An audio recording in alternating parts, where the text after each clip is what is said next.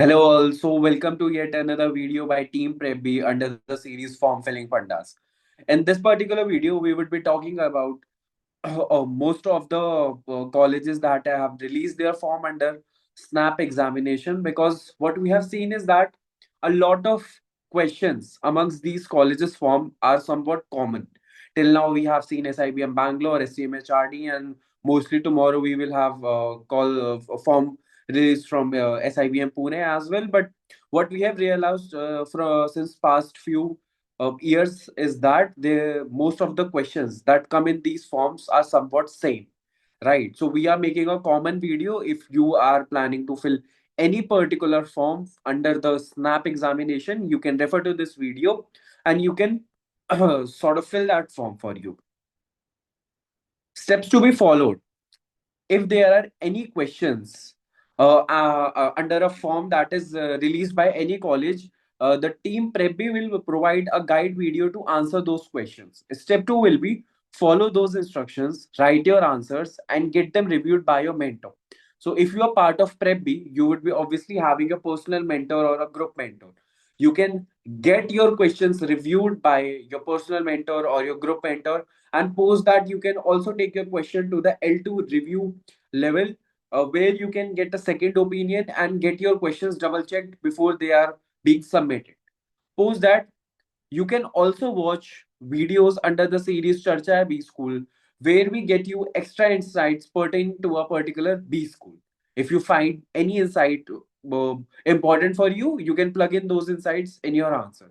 Simultaneously, we will be creating an additional support group for the B school, but you can expect over there is guidance, insights, and support, but not review. So these groups are not meant for your review view, because we have a separate structure which can provide you a very robust review system. But this is just to give you insights, give you insiders about the college, etc., etc. Right?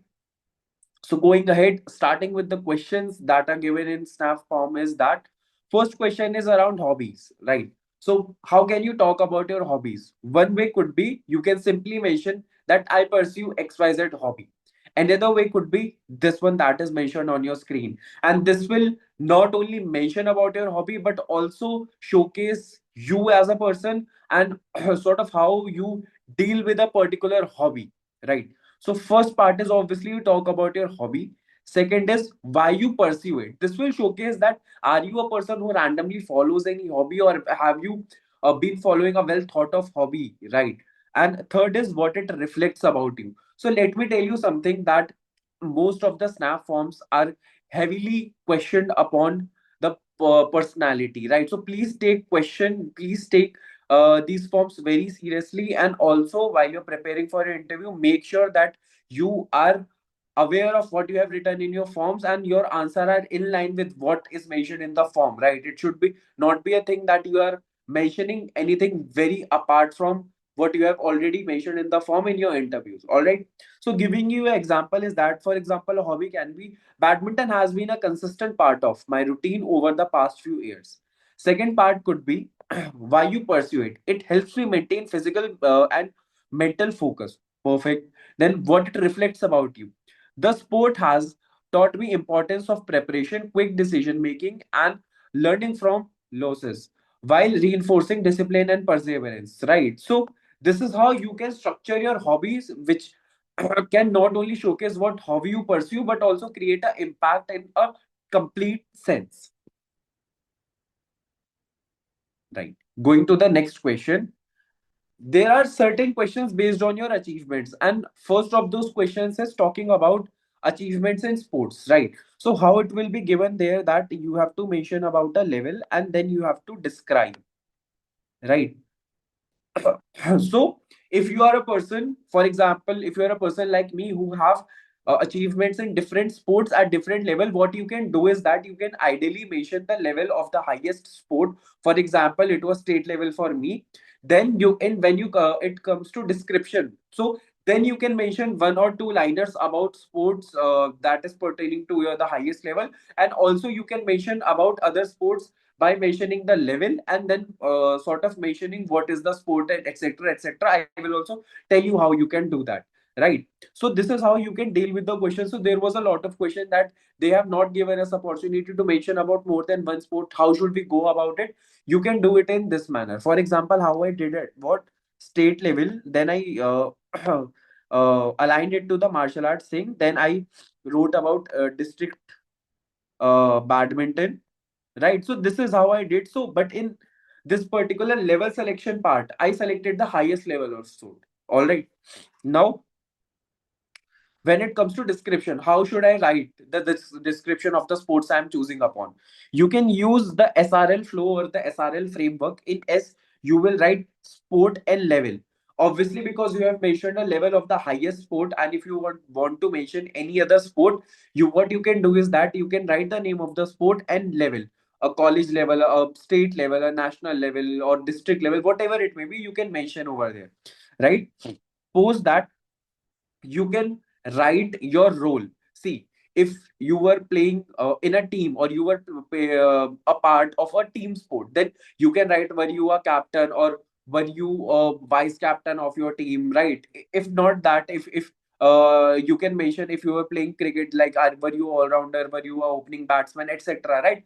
Just to give a personal touch to it, instead of just mentioning a cricketer, give that personal touch to it, give one level, go one level down, right? And mention about what specifically you were doing in the team of 11 players in cricket, for example. And obviously other sports can have other technicalities to be mentioned. Now the last part, right? See, as you can also see on the screen, ya to win hai, ya to learn hai. So if you have won anything at any particular level, mention about your achievement. But if you have gone to a particular level, for example state level, national level, this is a achievement in its own.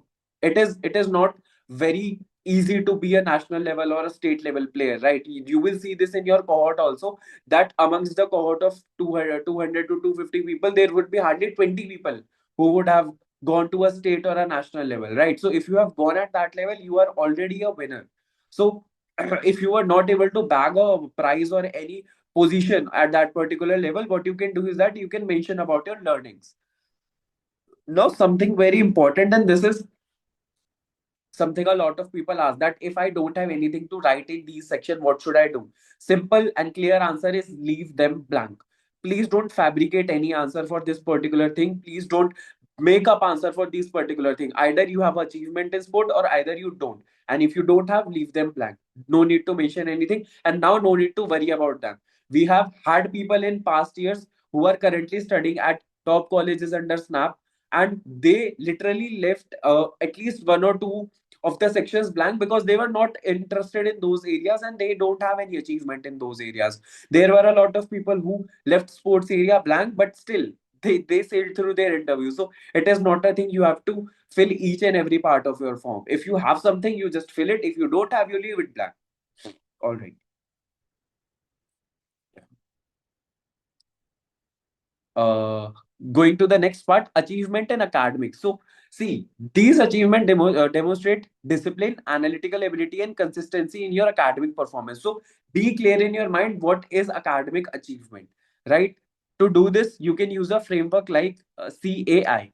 So firstly, you can talk about the context. For example, if there was a subject, if there was an exam, if there was a competition, or any academic platform where you were able to achieve this, right? In which class you achieved, if there were certain olympiads, etc., etc., right? So anything that was given to you basis on your academic achievement, right? So that is something that you need to mention over here, right? Then you can also talk about your approach for preparation, like how, what was your strategy, how did you prepare for that? In one line, maybe you can talk about your journey. And lastly, you can talk about the impact, like what was the achievement that you got. Was it any scholarship, etc., etc., right? So see, this is something which can be taken as the example of talking about your academic achievements, right? So these are something that you can talk about. You can talk about awards and medals if you have won any awards and medal in terms of academic achievement. Then any Olympiads that you would have won, any NTSC, KVP, anything that you have won. If you have got a rank in any of the competitive exams like JEE, NEET, etc., etc., right? If it is notable, definitely mention it. And if you have got a scholarship but a merit based scholarship and not a need based scholarship, right? So this is very clear that if it is a need based scholarship, then obviously you will not mention about it, right? So please keep all of these things in mind, that if you have got any awards or medal, if you got any academic and competitive distinctions or any scholarship that was merit based and not a need based, that is something you can mention. All right. So now talking about your extracurricular activities, right? So what you can do in this. So framework that you can use over here is your AIL framework. That is your activity, like what exactly you were doing in your extracurriculars, right? Were you part of any club? Were you part of any club committees, or were you engaged in any of the performing arts? So there are a lot of examples that are given over here, and it is not a exhaustive list, right? But this is just to give you direction that what you can think along, what should be the right direction to think along. So you can mention about the activity first, and then you can talk about your involvement. So please understand that keyword here is your involvement in that particular club, committee, activity, whatever you are mentioning. What was your involvement? If it was a club or a committee, then you have to talk about your involvement in that club or committee, instead of talking a lot about what that club and committee used to do in college, right? Because this form is about you, and this interview will also be about you. Then at the last, you can also mention about your learnings and impact. See, whenever you are mentioning anything about your life, no, this is something very important you should keep in mind while your interview also, that mention about the learning and impact that you were able to create through the situation, experience, or activity you are talking about. This will always showcase that you are a person who always seeks learning in whatever you do, and you are not just a person who randomly passes across any experience, but also carve out a learning out of any experience that you go through, right? So this is how you can talk about any achievement in the extracurricular part. All right. So then there is a question on briefly describe yourself by elaborating on your strengths and weaknesses. And this is a question that is unique to snap forms, right? All of the questions you might have covered in some of the other form, but this is a question that is very, very unique to snap form. How you should go about it is that firstly, you can pick up a opening statement, like for example, you can pick up a opening statement that I see myself as a person who sort of has built upon a strength. Then you can talk about your strength, right? Like any skill, any habit, or any mindset that consistently help you to perform. So obviously you know what is a strength, right? So you can just pick up a opening statement, right? And because this is about your introduction, this is not just about randomly mentioning a strength and a weakness. So you have to build a coherent story around yourself, your life, showcasing your strengths and weaknesses, right? So you can pick up a opening statement. In that, you can amalgamate a strength of yours. Post that whenever you talk about the strength, you obviously mention a evidence. So what can be evidence? Any particular situation in your life or experience in your life where you have showcased that strength, that you have to mention to back whatever you are positioning your strength as, right? Post that, you can then use certain transitioning phrases, and also then you can talk about one of your weakness. And when you talk about a weakness, use a very genuine weakness. Don't fake your weaknesses. Don't use cliches like I am a person who chase perfectionist, I am a person who find it very hard to say no, etc, etc, etc. Use a very genuine weakness, but also be mindful that don't use a weakness that can hamper your chances of getting into a B school. For example, if you talk about a weakness that is very much important as an MBA grad. For example, time management, pressure handling. If you are a person who mention all of these as your weakness, and these are the bare minimums that you require in an MBA, then obviously it can hamper your chance of getting into a B school. And if not getting into a B school, but definitely there can be a lot of heated discussion while your interview, right? So we don't want any of these things to happen in our interview. And last thing, obviously, a corrective action. For example, what are the steps taken to improve it? So please never mention a weakness without mentioning the corrective actions, because that is how it will be showcased to the panelists that you are a person who is aware about the weakness, and who is sort of working on taking up the corrective measures regularly in a daily basis, right? So this is something that we have to make sure. So We can read upon this. Highlight your key strengths with relevant example and present weakness as areas of active improvement. This is how your storyline should look like. And also, again, I'm saying that don't mention these as two separate pointer. Try to amalgamate this as a cohesive and a coherent story. All right. Okay, so going ahead. Yes, so I think so. This is the last question, that what new skills have you developed in the recent past 2 years? Have you utilized them? Right. So, firstly, let me discuss about what could be the skills that you can talk about. It can be a technical or a functional skill. It can be a soft skill. It can be a digital or an analytical tool that you have learned in recent times, and it could also be a professional or of a life skill. Right. So please be open to thinking about all the skills, right? It should not go into a unidirectional thought process that okay, I have to think something technical, or I have to think something in terms of my personal life or a professional life. You can go around all the areas of thinkability, and then sort of boil down to 2 to 3 skills that you have developed in past 2 years, right? Or even one skill also, right? But please understand that the skill can come out from any of these areas, and it is not sort of isolated to any particular area. Once you have found out that what can be the skill you can talk about, then you can sort of go towards the utilization of the skill. So you can mention anything. If you are an undergrad student, right, coming out of your college fresh, you can talk about where it was applied in your academics, in your internships, in your projects, in your clubs. You can talk about any of these things, right? You should also always mention how it added value, right? If you have mentioned about, for example, what was your skill, you have mentioned that. Now, where was it used, you have mentioned that. Then talk about what was the added value, right? What was the impact that you were able to create by using that skill? If this is possible to mention, please mention this. And obviously towards the end we will mention the result, right? That what was the result that you were able to carve out after using that skill. For example, you were working on a project which required a lot of data crunching, a lot of data cleaning, and you recently learned Excel, Tableau, etc., etc., right? And you use all of those technical tools to carve out a good result to increase the efficiency, right? So if you have done something of this sort, you can use that. Anything else, if you have learned, if you have used it somewhere in your life in recent 2 years, please talk about that. It will be very helpful. Please don't leave this question blank. This is a question for you to outshine, right? Example is also given on your screen.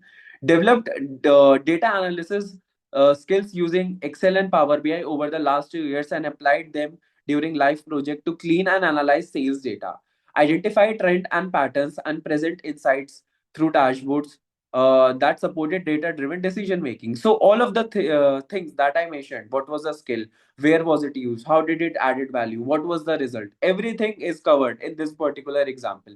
And you can take any example for that matter. It completely depends on the skill that you are choosing upon. All right. Okay, so there is one more question. So this is also a very important question, right? So what are your goals in life and how is MBA going to help you achieve them?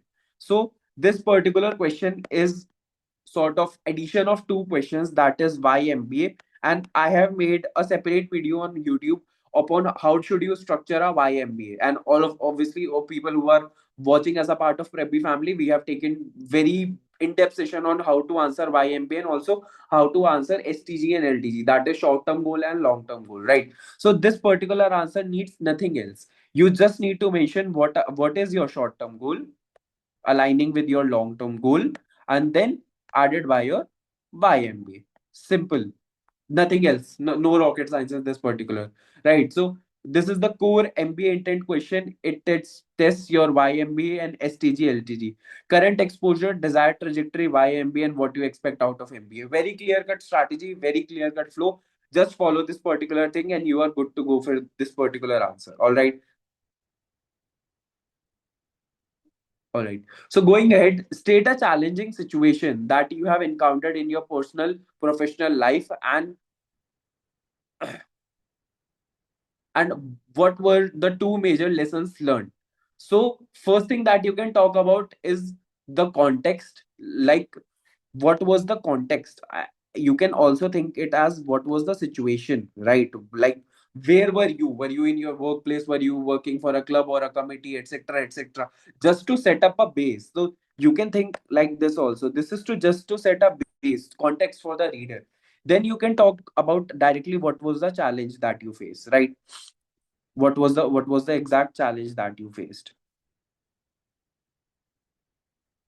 Post that, you can talk about what were the action that again you were able to take. Don't mention about if you were working in a team. Don't mention about what your team did as a collective effort. Talk about what your individual contribution was there in that collective effort that you as a team was doing, right? Then you talk about the result that you were able to achieve, and please, please, please end this answer with a learning. So see, I have given you 5 pointers. Now if you just think of a situation and use this 5 pointer to frame this answer. Technically, you have framed a very tight answer without any fillers, without any loose statements, and every statement in your answer now will create impact. There is a reasoning behind mentioning every statement in your answer, right? So, this is how you have to sort of make a crisp answer for the questions that are given in snap form, because I know that the character limit is of 2000, and it might be a bit hard for a few people to frame a very impactful answer in a very short word limit. But using frameworks will help you in that sense. So, repeating it once again, set up the context, go towards what was the challenge in one line, talk about the action you took in one line, talk about the result, talk about the learning. Complete answer. Crisp, short, impactful. All right. So for all the people who have applied for any of the colleges under SNAP, I hope this video helps you out in terms of form filling. If you have any doubts, you can mention your doubt in the comment box. We have a Telegram community, we have a WhatsApp community. If you have any doubt, you can join that particular community. And also, even in last year, we had very good results, especially in colleges under SNAP exam. We have a lot of converts. Last year also we conducted 30 plus group exercise focusing only on snap exam, and this year we have a very good plan for doing all of that. So if you have not enrolled anywhere, and if you are still thinking that how and where should I prepare for my snap exams or any other exam for that matter, then I think so you should definitely check out our programs. Won't say buyout, but I would definitely check out our programs and see what we have to offer. So again, towards the end, I would say all the best to everyone. May you convert the best college you have this year as your call. And thank you for listening once again. Bye bye.